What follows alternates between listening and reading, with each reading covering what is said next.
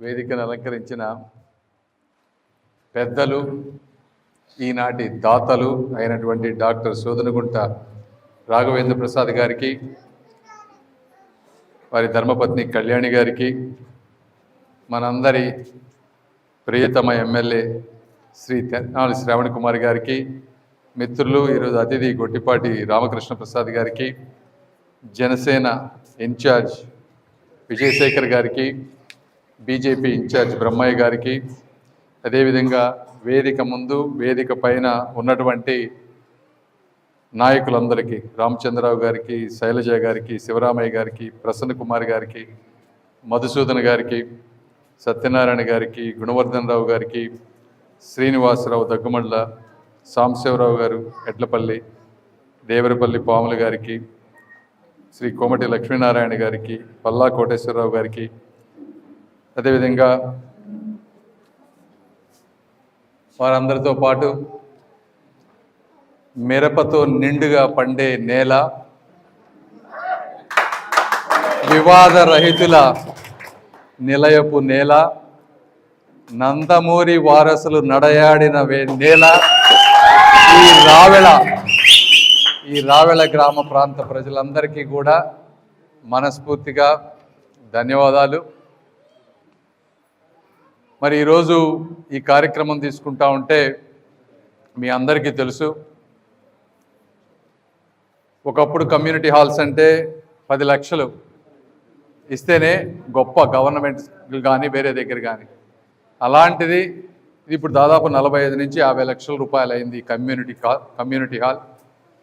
ఇలాంటి community halls దాదాపుగా 9 నుంచి 10 వరకు దాదాపు 4 కోట్ల రూపాయలతో వీరందరూ చెప్పినట్టుగా ఈ ప్రాంతానికి, ఈ మనుషులకు, ఏ ఒక్కరికి కులానికి సంబంధం లేకపోయినా కూడా అమెరికాలో 43% ఆయన అమెరికాలో అన్యాయంగా డబ్బు సంపాదించలేరు, మీకు తెలుసో తెలీదు.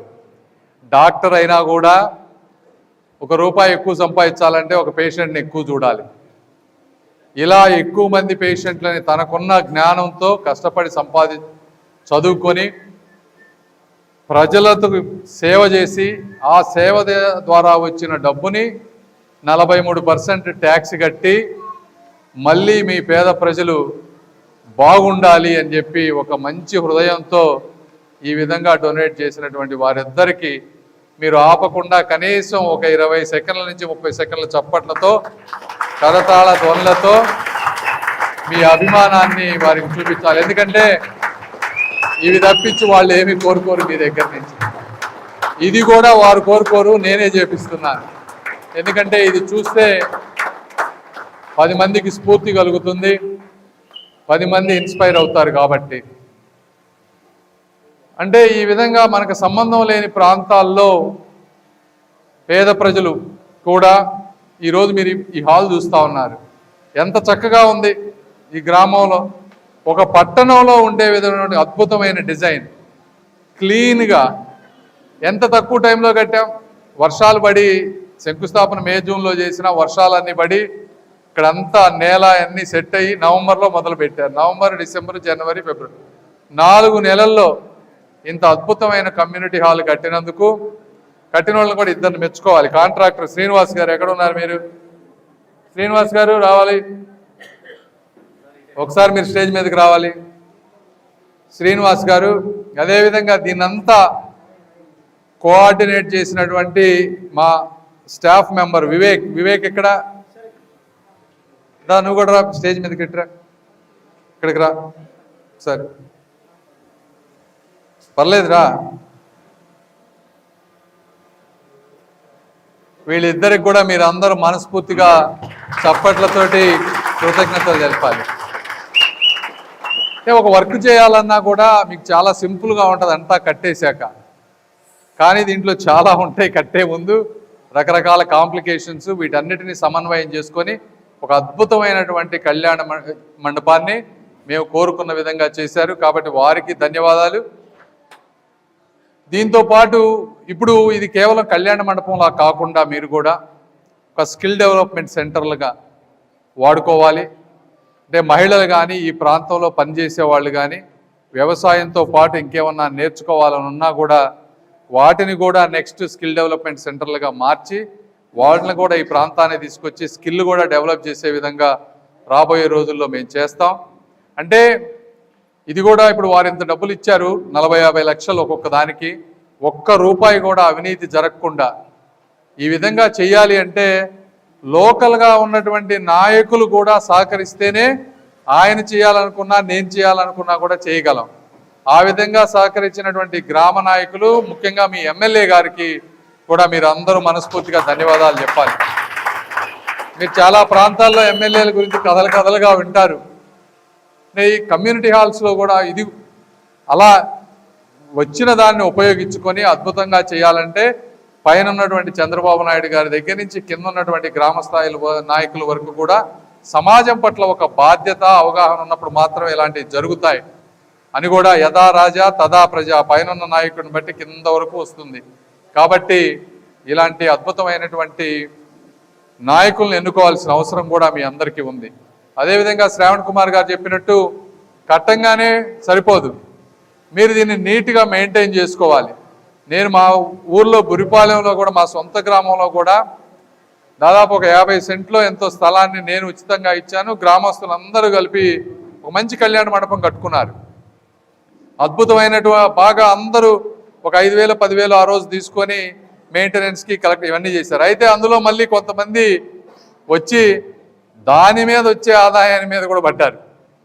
అంటే ఇలాంటి సమస్యలు కూడా ఉంటాయి మీకు. కాబట్టి దీన్ని నిర్వహించే వ్యక్తులను కూడా మంచి వాళ్ళని ఎన్నుకోవాలి. మీరు ఏదైతే ఆ 2,000 3,000 ఎంత ఇచ్చి చేసుకుంటారో ఆ డబ్బులుకి ఆశపడకుండా ఉండేటువంటి వాళ్ళని, ఒకవేళ ఆశపడితే ఆ వ్యక్తుల్ని ప్రశ్నించే విధంగా కూడా మీరు అందరూ ఉండి బాత్రూమ్స్ ఇవన్నీ నీట్గా మెయింటైన్ చేసుకుంటే మీ పిల్లలకు కానీ ఇంకోళ్ళకి కానీ మంచి జరుగుతుంది. దీన్ని అదేవిధంగా ఇవి కథలను కూడా మీరు మీ పిల్లలకి చెప్పాలి.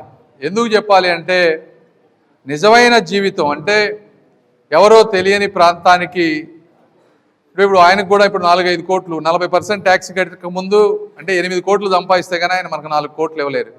8 కోట్ల రూపాయలు సాధారణంగా ఏం చేస్తారంటే పిల్లలకి, మనవాళ్ళకి, మనవరాళ్ళకి బ్యాంకుల్లో డిపాజిట్లు చేయటం, ల్యాండ్లు కొనుక్కు, ఇవి సాధారణంగా జరిగేటువంటి పరిస్థితి. అవన్నీ కాకుండా ఈ విధంగా అంటే బ్యాంకుల్లో డబ్బు దాచుకోకుండా సమాజంలో మీలో ఆనందం చూడటం కోసం, మీ మంచి కోసం చేయటం అనేది ఎంత గొప్ప కార్యక్రమం. ఇదే నిజమైన తత్వం, దైవత్వం, మానవత్వం అని చెప్తా ఉన్నాను. ఇలాంటి మానవత్వాన్ని, ఇలాంటి దైవత్వాన్ని మీరు మీ పిల్లలకు కూడా నిరంతరం చెప్పాలి. చెప్పినప్పుడు వాళ్ళు కూడా 100లో ఒక 5గురైనా సరే రాఘవేంద్ర ప్రసాద్ గారి లాగానో లేకపోతే మాలాగానో బాగా చదువుకొని అందరికీ ఆదర్శవంతమైనటువంటి వ్యక్తులుగా ఉండే విధంగా తీర్చిదిద్దటంలో ఇలాంటి కథలు ఉపయోగపడతాయని కూడా మీ అందరికీ, ఎందుకంటే చిన్నప్పుడు తల్లిదండ్రులు పిల్లలకి ఏది చెప్తారో అదే వెళ్తుంది. కాబట్టి ఇలాంటి స్ఫూర్తిదాయకమైనటువంటి కథలు చెప్పాలని తెలుపుకుంటూ ఈరోజు మరి రాష్ట్రంలో మీరు అన్నీ చూస్తూ ఉన్నారు. గత 5 సంవత్సరాల పరిపాలన చూశారు, ఈరోజు పరిపాలన చూస్తూ ఉన్నారు. ఏ విధంగా అభివృద్ధి జరుగుతూ ఉంది, అదేవిధంగా ఏ విధంగా సంక్షేమం జరుగుతూ ఉంది, ఎంత కష్టమైన సంక్షేమాన్ని ఏ విధంగా తీసుకొస్తా ఉన్నారు. అదేవిధంగా రాజధాని, ఈ చుట్టుపక్కల ప్రాంతంలో రాజధాని జరుగుతూ ఉంది. రాజధాని అనేది మనం అనుకుంటే ఏది వంటి కాదు. చరిత్రలో ఒక్కొక్క రాష్ట్రానికి ఒకే రాజధాని. ఇప్పుడు హైదరాబాద్ని తెలంగాణ తీసుకున్నారనుకోండి, తెలంగాణలో మళ్ళీ హైదరాబాద్ని రాజధానిగా మార్చడం బహుశా ఇక మళ్ళీ జన్మలో ఎవరి వల్ల కాకపోవచ్చు. అలాంటి రాజధాని ఈ ప్రాంతానికి వచ్చే విధంగా అదృష్టాన్ని తీసుకొచ్చినటువంటి వ్యక్తి కూడా చంద్రబాబు నాయుడు గారు. వారిని కూడా మీరు ఎప్పుడు మర్చిపోవద్దని చెప్పి మీ అందరికీ తెలియజేసుకుంటూ, ఒక అద్భుతమైన రాజధాని ఈరోజు నిర్మించబడతా ఉంది. రోడ్ల దగ్గర నుంచి అన్ని మీరు చూస్తే ప్రపంచ రాజధాని కళా నిజమా అనే విధంగా మన కళ్ళ ముందు ఆవిష్కరితం అవుతా ఉంది. ఆ కృతజ్ఞతను కూడా మర్చిపోకుండా మీ అందరికీ మంచి జరగాలని కోరుకుంటూ మరొక్కసారి అందరికీ, అదేవిధంగా రాఘవేంద్ర ప్రసాద్ గారు కేవలం ఈ డబ్బులు ఇవ్వటం అని కాదు, ఆయన ఈ ప్రాంతం పట్ల, నేను ఆయన అమెరికాలో ఒక 10-15 సంవత్సరాలుగా మా ఇద్దరికి తెలుసు. అక్కడ ఎప్పుడు కూడా ఒకటి డాక్టర్ వృత్తి అయితే వివాహ సంబంధాలు ఎలా ఉండాలి, తెలుగు సంస్కృతి ఎలా ఉండాలి, తెలుగు ప్రాచీన కళలు, పోటీలు, కబడ్డీ ఇలాంటి గ్రామాల్లో ఉండేటువంటిని ఎలా ప్రోత్సహించాలి, నిరంతరం అక్కడున్నా కూడా తపన పడుతూ ఉంటారు. ఈ రోజు కూడా అక్కడ మంచి మంచి ఇళ్ళు అన్నీ ఉన్నా కూడా ఒక 5-6 నెలలు ఇక్కడ ఉంటారు, మన గ్రామాల్లో తిరుగుతారు. ఈ ప్రాంతానికే కాదు, వారి స్వగ్రామం ప్రకాశం జిల్లా, అక్కడ కూడా మంచి స్కూల్స్ కట్టేయటం కానీ, తనకి ఎంత అవకాశం ఉంటే అంత ప్రజాసేవకు చేస్తున్నటువంటి ఒక మహోన్నతమైనటువంటి వ్యక్తి, ఒక స్ఫూర్తిదాయకమైనటువంటి వ్యక్తి. వారి కుటుంబానికి మంచి జరగాలని మీరందరూ కూడా ప్రార్థించాలని మనస్ఫూర్తిగా కోరుకుంటూ